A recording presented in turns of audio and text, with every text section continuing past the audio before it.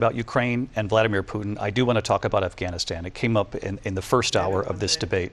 I wanted to move on to Afghanistan. Stoltenberg said Trump did the most amazing thing I've ever seen. He got these countries, the 28 countries at the time, to pay up. He said, I've never seen. He's the head of NATO. He said, I've never seen. For years, we were paying almost all of NATO. We were being ripped off by European nations, both on trade and on NATO. I got them to pay up by saying one of the statements you made before, if you don't pay, we're not going to protect you. Otherwise, we would have never gotten it. He said it was one of the most incredible jobs that he's ever seen done. Thank you. I want to turn to Afghanistan. It came up in the first hour of the debate, and we witnessed a poignant moment today on Capitol Hill, honoring the soldiers who died in the chaotic withdrawal from Afghanistan. I do want to ask the Vice President, do you believe you bear any responsibility in the way that withdrawal played out? Well, I will tell you, I agreed with President Biden's decision to pull out of Afghanistan. 4 presidents said they would, and Joe Biden did. And as a result, America's taxpayers are not paying the $300 million a day we were paying for that endless war.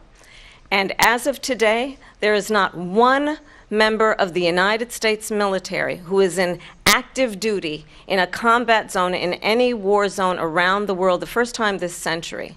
But let's understand how we got to where we are.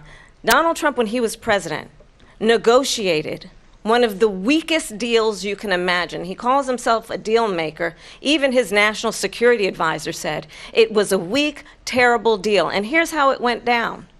He bypassed the Afghan government. He negotiated directly with a terrorist organization called the Taliban.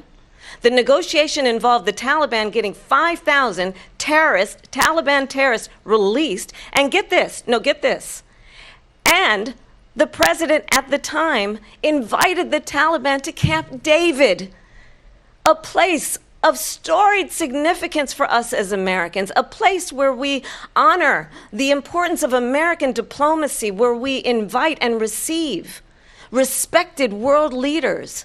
And this former president, as president, invited them to Camp David because he does not again appreciate the role and responsibility of the President of the United States to be commander-in-chief with a level of respect. And this gets back to the point of how he has consistently disparaged and demeaned members of our military, fallen soldiers, and the work that we must do to uphold the strength and the respect of the United States of America around the world. Vice President Harris, thank you. President Trump, your response to her saying that you began the negotiations with the Taliban. So if you take a look at that period of time, the Taliban was killing our soldiers, a lot of them, with snipers.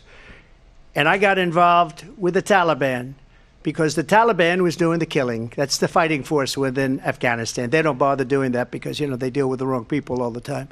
But I got involved, and Abdul is the head of the Taliban. He is still the head of the Taliban. And I told Abdul, don't do it anymore. You do it anymore, you're going to have problems. And he said, why do you send me a picture of my house? I said, you're going to have to figure that out, Abdul. And for 18 months, we had nobody killed.